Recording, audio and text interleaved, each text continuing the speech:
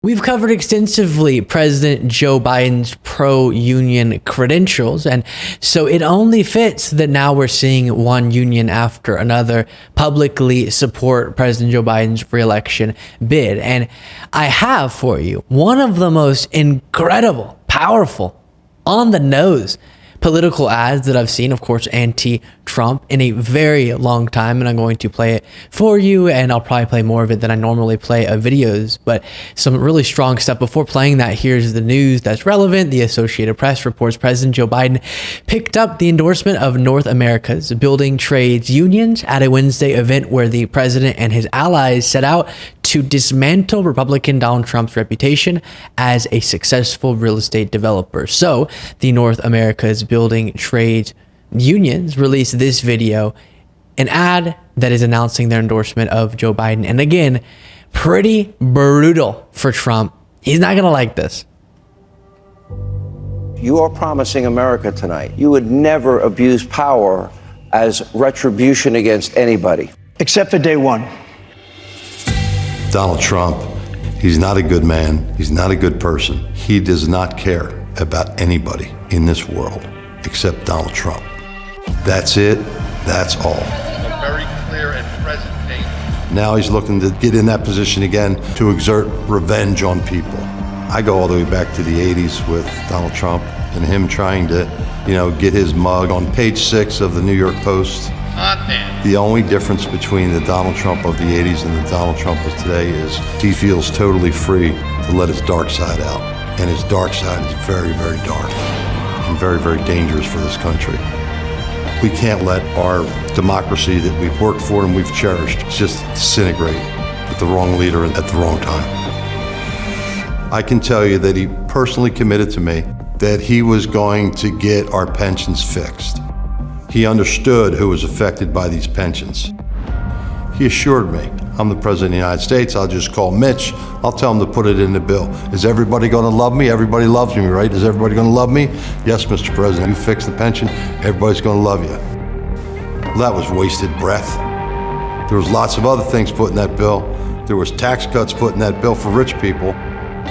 Donald Trump promised infrastructure every year. Infrastructure is the easiest of all. Donald Trump was not interested in any of the policy that actually goes along with being president of the United States. Trump was interested in the pomp and circumstance, the plane, the helicopter. It's all about him.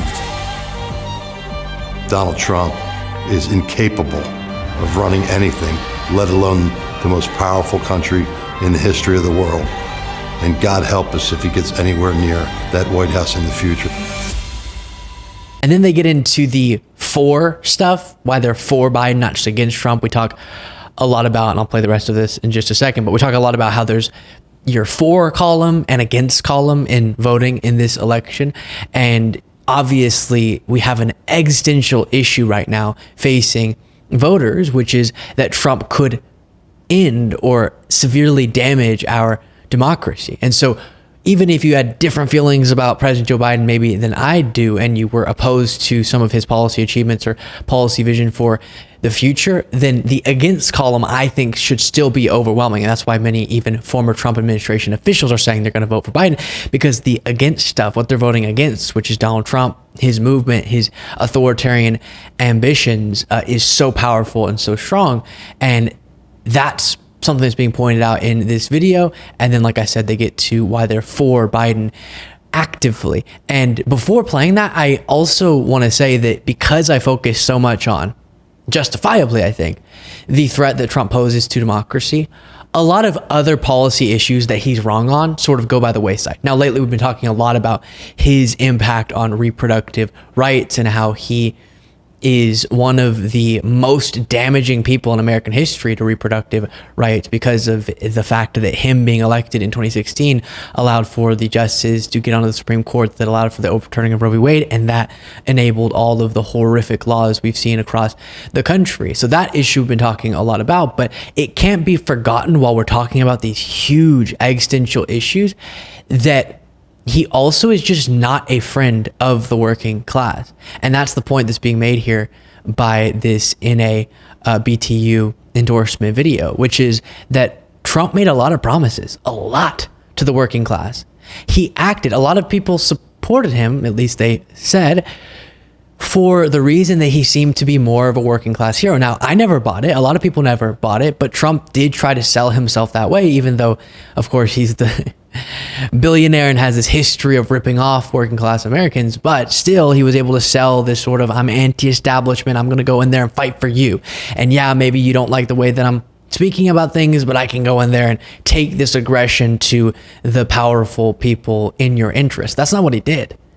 He did a lot of horrible, horrible things. And on top of that massive stack, you have him breaking the promises to people like the guy featured in this video, specifically violating his commitments and just being yet another powerful person working in the interest of powerful and already wealthy people, where his one big achievement, if you want to call it that, was cutting taxes, as was mentioned in that video, disproportionately the benefits of that going to the top of the economic ladder. Whereas President Joe Biden has a very different record, and that's what's touched on next.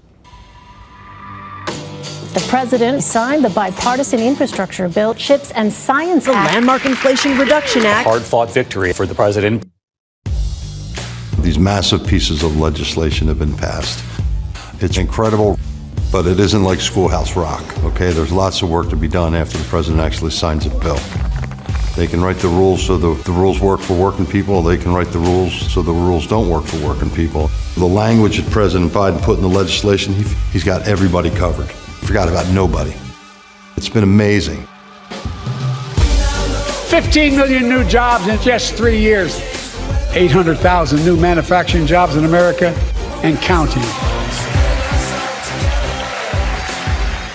So many times we were promised, and then nobody really delivered. Once again, somebody comes in and promises, only lo and behold, delivering. I think we'll step back from where we're at in a few years, and we'll realize how big the impact of Joe Biden and Kamala Harris has been. With the monumental pieces of legislation that they passed that are just now starting to take root from coast to coast in this country. The future is so bright, it's unbelievable. We're bringing domestic manufacturing back. We're going to get broadband for the first time in huge swaths of this country. President Biden fixed our pension funds to make them even more solid for the future. Like they say, rising tide lifts all boats. By the time Biden's done his second term, anybody that wants a middle class living in this country is going to have the opportunity to have one, whether it's in construction or someplace else. This is all made possible through the work that he's done, working with leaders in Congress to set the table for the renaissance of the American economy. Towns that have been forgotten and left behind for dead are coming alive again because of you all and what we're doing. Finish the job. We are the United States of America. North America's building trade unions couldn't be more proud or dedicated to the endorsement of Joseph Biden and Kamala Harris for President and Vice President of the United States of America. We will use everything at our disposal in our quest to have Joe Biden reelected as the President of the United States. You can count on that too, getting it done. So some pretty big statements there. I do have to say, one of the things that caught my ear was him saying, once Biden's done, any American that wants a middle class life will be able to get it. That's a big promise there, sir. But hopefully as many Americans as possible will be helped in the ways they can and given the opportunities they can to make that happen. And otherwise, just a really incredible breakdown of policies that have moved the NABTU to such a strong stance in favor of President Joe Biden. And I've been talking about a lot when it comes to Biden's domestic policy record. It is pretty remarkable, and I do think impressive. And I think it's my responsibility to admit that and say that whenever it's the case. I think some people, because it can sound too cheerleady, feel weird about saying such a thing, but it's just the case, okay? A strong legislative record, especially, and that has contributed to the economic recovery that we've seen, the plummet in crime that we've seen. And we remember that when Biden took over, it was a total disaster on all fronts. And so the fact that we're here so quickly on these different economic metrics and otherwise is a major accomplishment, in part because of these achievements, these legislative achievements, as was noted in that video, the Inflation Reduction Act, Infrastructure Law, PACT Act, Chips and Science Act, etc. And those things matter a lot. And one of the things that really occurs to me every time we discuss policy is that I think America could be way less divided. We could unite so much if the conversation about politics became focused on policy almost exclusively, because right now we get so caught up in rhetoric. We get so caught up in these culture war issues that no one's really bringing forward often a policy proposal to, but it's just a bunch of talk about things and rage baiting and fear mongering.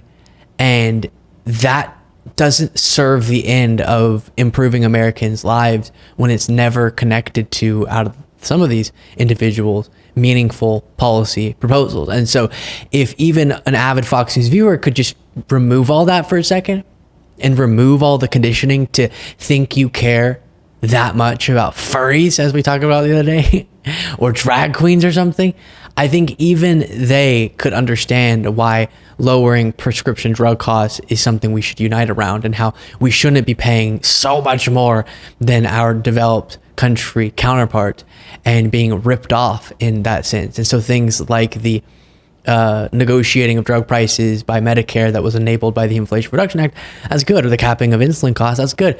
And we don't have to have these sort of abstract but very painful and anger driven conversations that don't actually move the ball down the field when it comes to policy. And I think these unions really strongly endorsing Joe Biden is an example of that, while Fox News pushes the idea that Biden's focus is again, trying to make your kid a furry. In reality, it's something very different. And that's what these unions understand. And that's good.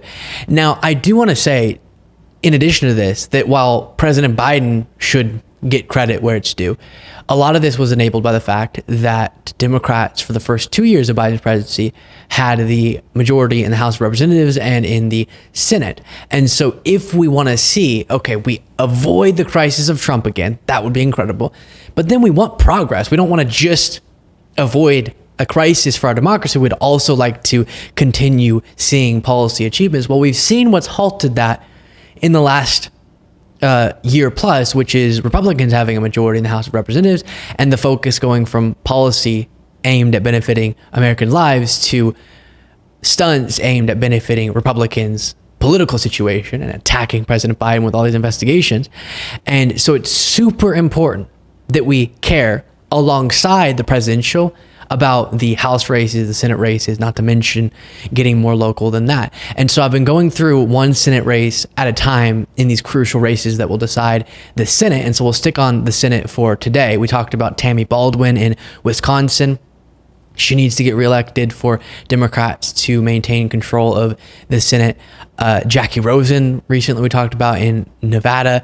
And now I want to talk about Bob Casey in Pennsylvania. He's the incumbent senator, and he's being challenged by David McCormick. You might recognize that name. He ran in the Pennsylvania Republican primary last go round and got defeated by Mehmet Oz. And then Oz, of course, got defeated by Fetterman. And David McCormick is now nominated. So he's the Republican nominee for Senate in Pennsylvania. And he absolutely cannot win if we're going to see a majority in the Senate, which again is key if we want to see more of those policies.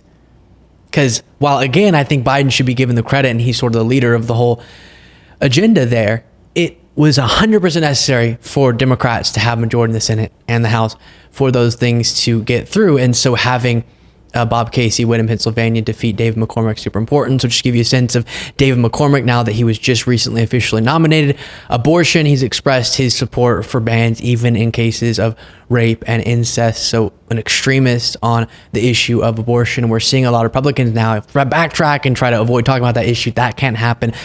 Pennsylvania voters need to know why, or what I should say, David McCormick stands for. We've also discussed this phenomenon where you have this long list of super, super wealthy Republicans trying to, as some people call it, buy Senate seats. Same thing with Eric Hovde going against Tammy Baldwin. Now, I've made clear that you can be super wealthy and have the correct policy positions, right?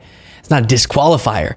But in this case, it just so happens, and all too often, it just so happens that this super wealthy individual also is rather out of touch, and he is advocating for policies that are aimed at benefiting him and his wealthy friends, similar to Donald Trump. And here is Bob Casey, again, the incumbent Democratic senator who is trying to defend his seat on MSNBC, explaining a few other policy issues that I didn't yet touch on when it comes to the contrast. On all these issues, my opponent in the race, the Republican candidate who just endorsed Donald Trump last week, he's on the other side. He wants to repeal the infrastructure bill, repeal the legislation that gave Medicare the power to negotiate lower prescription drug costs, and also enshrined in a law that cap on insulin. So on every one of these issues, I'm on one side, he's on the other. So these...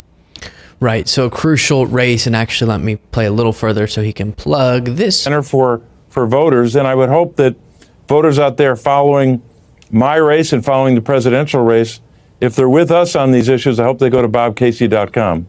So there's that, and I really do see a January of 2025 that is really incredible, where we're seeing the shift of the conversation from are we going to lose our democracy to let's get back to work on making people's lives better. And the discussion being about how to pressure, if Democrats had a majority in the House and Senate, enough Democrats to do the right things and get the best policies implemented, rather than are we going to see further rights stripped away and further attacks on democracy. I'd much rather the discussion about how to get Democrats to do the best that they possibly could do when it comes to policy for those 2 years before the midterms, rather than a complete disaster for the country. Let me know what you thought of all that in the comments.